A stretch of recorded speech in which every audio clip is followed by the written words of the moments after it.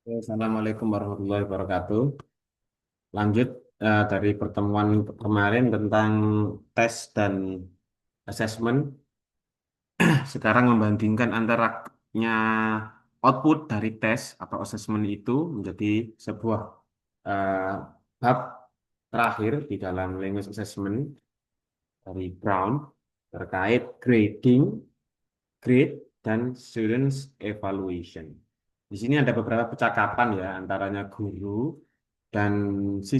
dan siswa yang membandingkan dua siswa yang saling bertanya tentang hasil ujian mereka. Hei, nilaimu berapa? Aku dapat A minus. I did so, I got a B. Jadi mereka dapat A minus dan dapat B ya. Ya, terus dia ngomong persiapannya di dalam ujian itu dia begadang, all nighter ini maksudnya all nighter ini begadang istilah begadang dalam bahasa Inggris. Tentang perlunya begadang karena hanya mendapatkan nilai C di mata pelajaran tersebut. Nah, meskipun dia begadang justru dia mendapatkan nilai C. Dari percakapan tentang rasa heran siswa antar satu dengan siswa yang lain ini karena ada seorang yang bernama Christina yang mendapatkan nilai A. Ya, dia dapat nilai A. Padahal dia ini, she was never in class, dapat jarang masuk di kelas. Ah, ada GPA dialog antara seorang pelajar, The Dean, Dr. Dean dan siswa bernama Mr. Smart ya, mengenai rata-rata yang nilai rata-rata GPA atau nilai rata-rata ya. GPA itu nilai rata-rata yang sangat tinggi, 4,3 dari skala 4 karena mengambil kelas advanced placement. Lah, di sini ini menggambarkan ironi dalam penilaian atau dalam grading. It is an ironic ya. Betapa ironisnya kerja keras siswa yang tak terhitung jumlahnya seperti membaca, mendengarkan kuliah, begadang tadi, mencatat, menulis. Namun pada akhirnya hanya disederhanakan menjadi salah satu dari 5 huruf alfabet saja. A, B, C, D, E saja. Kalau F itu kan ini ya, tidak lulus ya. Jadi biasanya itu A itu ya, dan grading ini mendapatkan beberapa dampak psikologis sebenarnya. Contoh ya, nilai nilai A membuat siswa merasa sangat oke atau percaya diri gitu ya, karena dapat nilai A. Kalau nilai C minus biasanya menimbulkan perasaan bahwa ada sesuatu yang salah pada diri mereka, psikologinya. Kalau F ya digambarkan sebagai perasaan penderitaan atau kegagalan yang mendalam. Saya sudah gagal dalam mata kuliah ini, gitu ya. Ya, macam-macam. Jadi, sistem pendidikan seringkali mendefinisikan dan melompokkan siswa berdasarkan nilai yang ditentukan oleh tes. Nah, dan label-label itu muncul dalam sebuah sistem yang meliputi siswa bisa jadi siswa berprestasi atau siswa yang akan bisa masuk ke lanjut ke perguruan tinggi atau tidak atau siswa luar biasa atau siswa biasa-biasa saja. Ya, intinya teks ini apa bacaan ini itu menunjukkan bahwa pendidikan kita itu sangat dikendalikan oleh nilai, oleh IPK, oleh grade gitu ya. Kalau nggak lulus ya kita nggak dapat pekerjaan dan ini aneh sekali dan sangat ironis. Tapi kenyataannya seperti itu.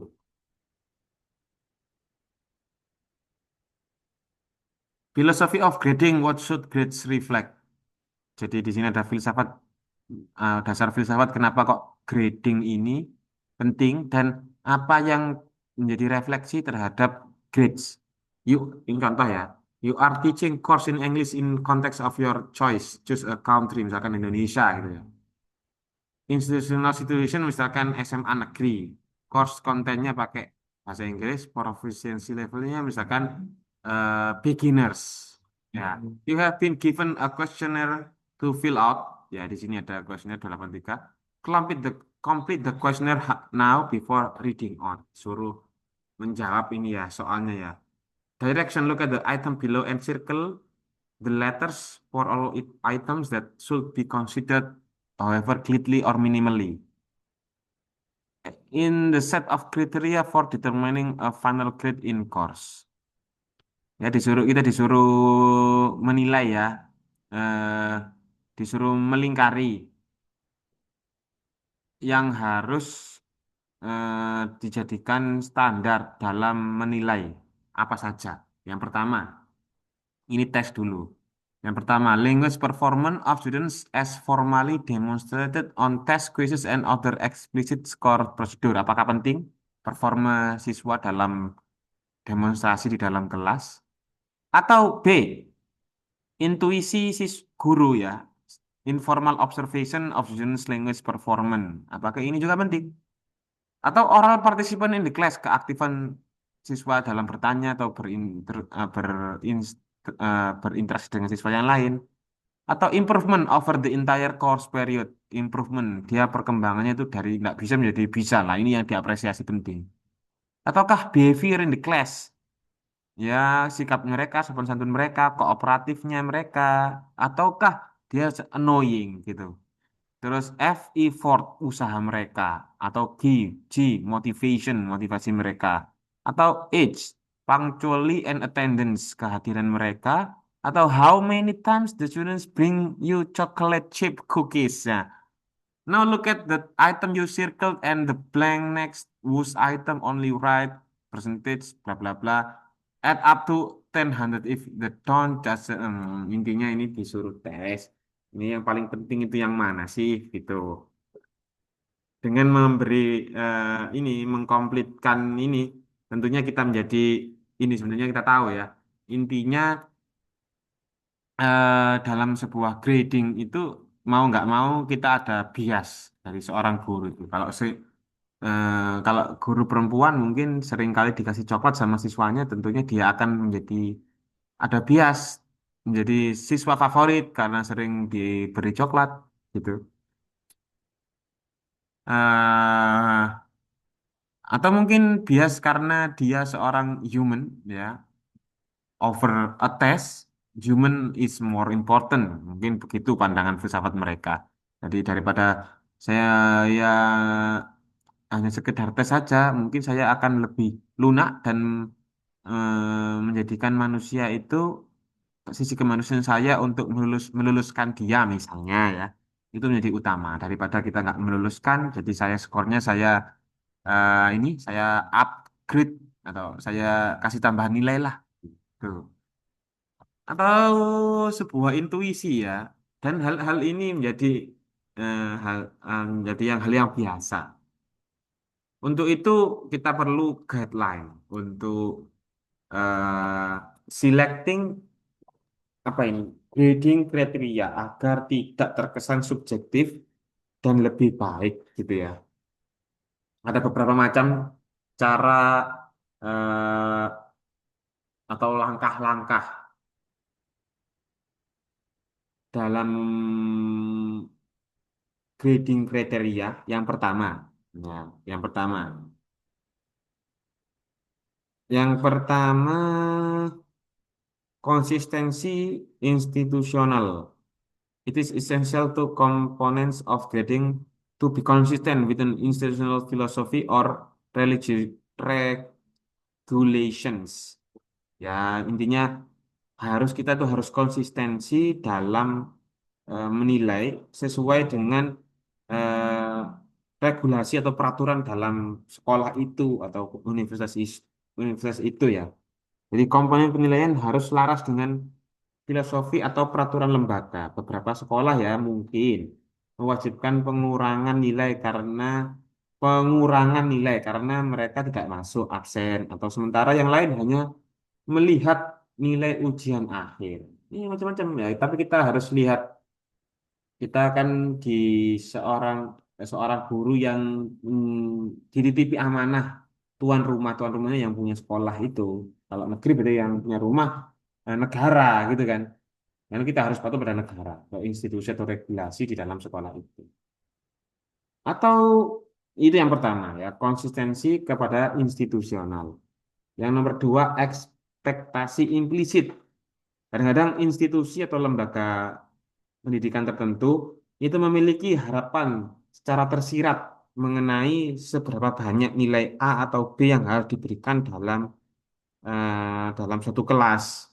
Kadang-kadang memang kita harus fokus ke ini ya, explicit stated in written in writing to students score secara implisit harus ini harus dinyatakan. Yang nomor tiga, transparansi dari semua komponen nilai akhir itu harus dinyatakan secara tertulis dengan jelas kepada siswa di awal studi dan di akhir studi. Itu biar tidak ada ini. Yang terakhir apa ini? Consider allocating relatively small weight to item through age, see through age, so that the C sampai H itu small weak to items. C sampai H itu apa saja tadi? C sampai H tadi itu tentang oral participation, improvement over the entire course period, behavior in the class, effort, motivation, punctuality, and attendance, dan lain-lain. Tadi itu fokus di situ. Jadi hal-hal yang bersifat termasuk coklat tadi dikasih coklat itu termasuk reflect asset primary reflect achievement. Ya, mungkin menjadi hal yang tidak penting, namun realitanya seperti itu. Untuk memberikan grade siswa, sopan santun juga penting karena manusia itu aspek yang dinilai itu hanya bukan dari segi kognitif, tapi afektif juga penting, performance seperti psikomotorik ataupun konatif ya kalau di Indonesia juga penting. Ya, itu contoh dari selecting good criteria, apa selecting grading kriteria menurutnya Brown. Kalau sekarang ini apa?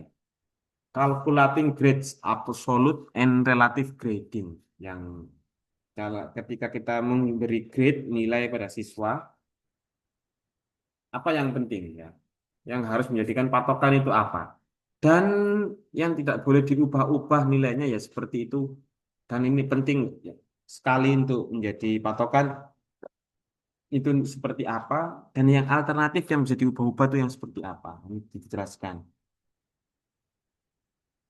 Jadi ini ya kon ter-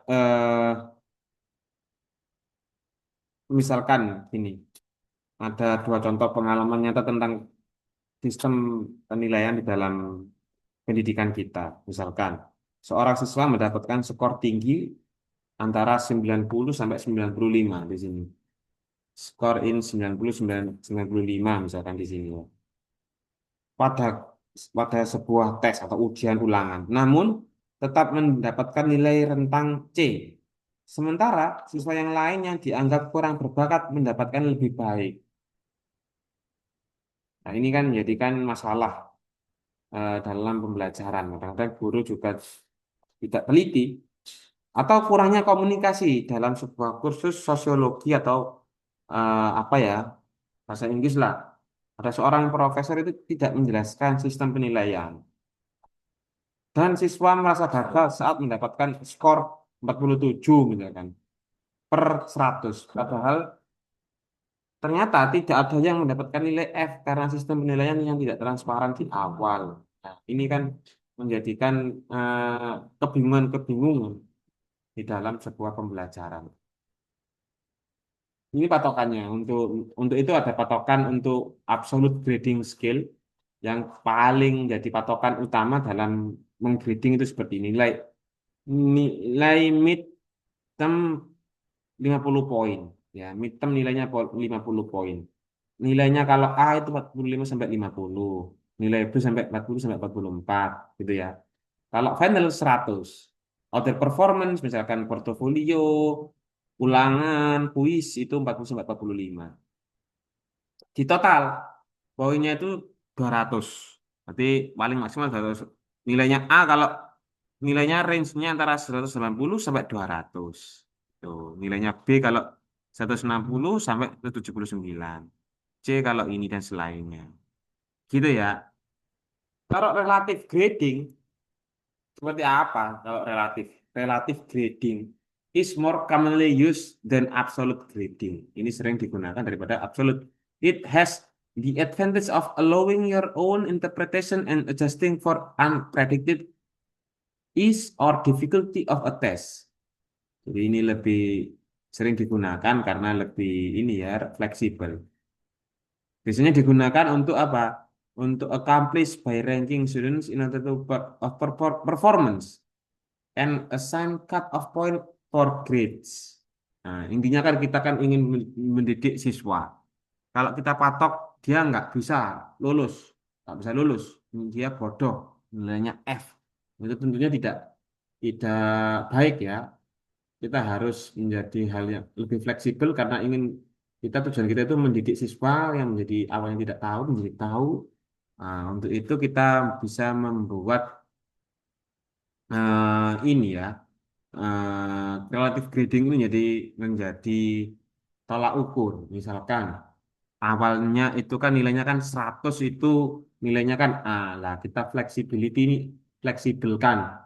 Nilai tertinggi ternyata di siswa itu nilainya itu 67. Nah, itu 67 sudah kita sebut sebagai A range-nya gitu. Bukan 100. Kalau kita menganut poin 100 tentunya skor siswa yang mendapat 67 ini dan tentunya dia dapat D.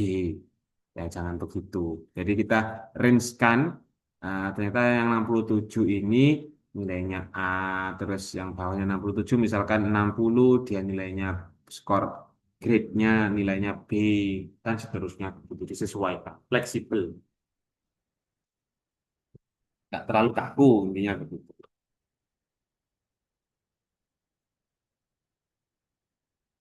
Sekarang ada teacher preset perception of appropriate grade distribution. Ini persepsi guru terhadap sebentar, sebentar,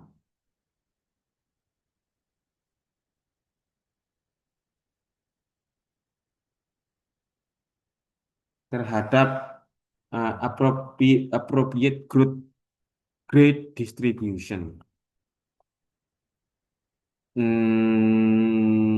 Jadi sama ya, saya seorang guru dan atau guru-guru yang lain tentunya mempunyai prasangka atau standar awal mengenai distribusi nilai yang pantas itu seperti apa sih, yang baik itu seperti apa sih. Terdapat sebuah kuesioner yang meminta guru untuk memikirkan sebaran nilai jumlah A, B, C, D, and F ya. Untuk kelompok siswa yang dianggap sangat baik, itu kita sebut grade bunch dibandingkan dengan kelompok yang bekerja secara buruk atau deadbeats. Nah, gitu. Maksudnya apa? Jadi begini, eh,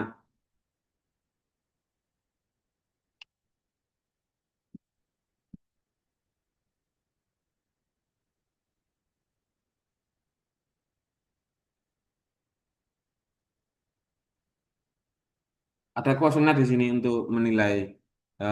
You have 20 students in your all in your apa ini? L class misalkan gitu ya. You have done what you consider to be a great job. Ya, siswa yang baik namanya great bunch. Kalau yang jelek namanya itu uh, bunch of deadbeats. In a class in which you have done equally competing teaching, indicate your distribution of the deadbeats in the column in the right. Ini siswa yang jelek, ini dia yang baik. When the response were tabulated, ditabulasikan, the distribution for two group was as indicated in figure 11. Figure 11. Oh ini. Oh ini. Maksudnya begini.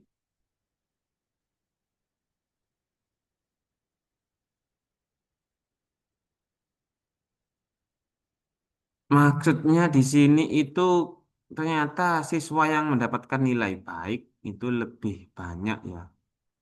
Dan yang dapat nilai F ya jauh lebih sedikit. Nah, yang sama juga di sini kalau yang jelek nilai dapat A itu cuma sedikit.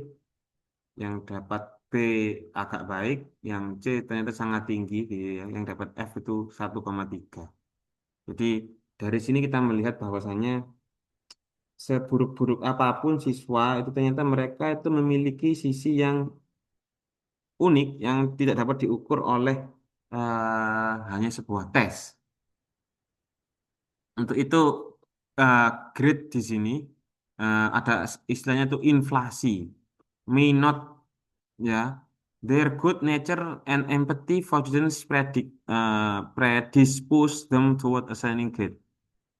Nah, intinya 62% students receiving as an 20% is presence BS. It wasn't agreed that Ali students who would be attending universities were done decisive by having their expectation. Jadi begini, ini sebuah budaya ya. Jadi di luar negeri, terutama di Amerika, masuknya siswa ke universitas ini sudah dirancang, sudah diplan dari sejak dia senior high school. Tentunya guru ini diberi tanggung jawab penuh untuk memasukkan, bahkan bisa merekomendasi. Guru ini mampu merekomendasi ke universitas kalau anak si didik ini sangat potensial untuk masuk ke perguruan tinggi negeri. Lah. Ini bedanya dengan Indonesia. Indonesia guru sangat tidak dianggap. Guru hanya diberi tugas untuk mendidik stop di SMA tanpa ada sustainability keberlanjutan di kemudian hari, terutama di universitas. Bahkan profesor pun atau guru dosen itu tidak memiliki wewenang dalam memutuskan apakah siswa ini layak ditempatkan di pekerjaan yang profesional yang seperti apa. Itu lepas guru, dosen itu tidak ada, dan industri tidak ada kesinambungan. Kalau di luar negeri ada integrasi antaranya guru ke universitas, universitas ke dunia industri, dan industri nanti juga kebutuhannya ke guru dan dosen tentunya menitipkan. Saya ingin pekerja saya itu yang seperti ini loh, sikapnya yang seperti ini loh, terus kognitifnya seperti ini loh. Jadi ada simbiosis mutualisme antara keseluruhan aspek di dalam pendidikan di orang luar negeri. Itu ya yang menjadikan kritik juga. Karena memang gini ya, kita hidup di dunia di Indonesia ini eh, tidak sama dengan belahan bumi yang lain. Indonesia itu hidup di era post-truth. Maksudnya apa post-truth? Jadi yang viral itu yang menjadi poin utama. Ijazah tidak penting. Yang penting dia influencernya banyak 10 juta misalnya itu. Influencer digaji 10 juta sekali ceramah gitu ya. Kalau guru sebulan ceramah digaji 300.000. Kan ketimpangan. Jadi guru ini sangat tidak dihargai. Orang yang expert ahli di bidangnya profesor tidak dihargai. Ijazah tidak penting. Yang penting viral. Yang penting viral dan viral pun ini kontennya tidak bermutu. Karena apa? Isinya kontennya seorang influencer itu hanya menyesuaikan apa yang diinginkan netizen atau penonton. Nah, hal ini jadi dilema di dunia pendidikan itu sendiri karena penghargaan terhadap guru itu kurang, sementara kepada hal-hal yang tidak senonoh di di sosial media itu menjadi lebih dominan. Ya, begitulah. Ini menjadi tidak berharga ya, menjadi kurang berharga ya di dunia pendidikan ya.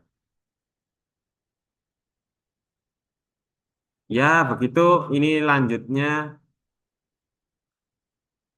Ini sudah bisa kita pahami ya. Skala Likert skill terhadap panduan memberi grade kepada siswa. Excellent itu A, baik. Itu B, C itu adequate, cukup gitu ya. Inadequate, kurang. Falling or unacceptable, sangat kurang, tidak baik gitu kan. Ya ini cuman memberikan ini aja ya, Ada beberapa alternatif two letter grading, alternatif beberapa solusi yang lain gitu ya dari pemberian nilai. Apa saja itu? Ya, dijelaskan. Bentar.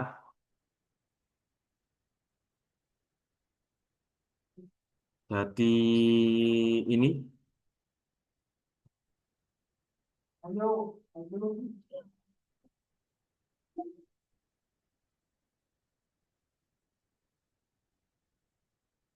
maaf maaf ya, ini kayaknya nggak betul-betul penting. Kita lewati saja. Ya mungkin ini ada beberapa contoh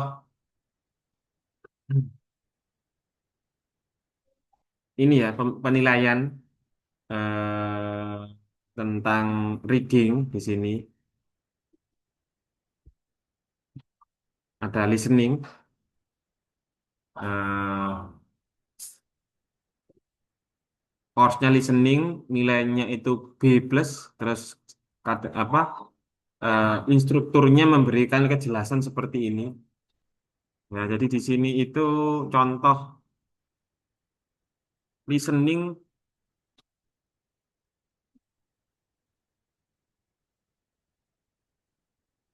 contoh listening yang diberi nilai listening yang diberikan guru terhadap siswanya B plus. Di sini tidak hanya memberikan nilai B, tapi di sini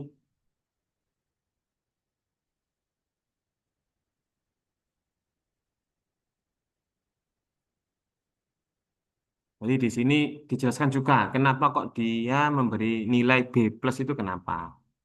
Banyak ya, di sini juga ada yang dapat A minus, kenapa kok diberi A minus gitu, dijelaskan. Kalau di Indonesia ya enggak, A ya A gitu aja.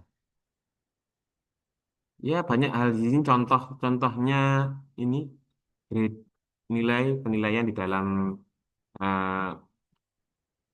sudah habis. Di dalam contoh-contohnya kamu lihat sendiri, mungkin bisa menjadi inspirasi ketika kamu menjadi guru. Ya, untuk hari ini cukup sekian kita akhiri dulu pertemuan hari ini dan jadi yang terakhir. Mohon disimak nanti ujian akhir semesternya juga berhubungan dengan eh, apa yang saya paparkan di materi. Untuk hari ini cukup sekian. Terima kasih. Assalamualaikum warahmatullahi wabarakatuh.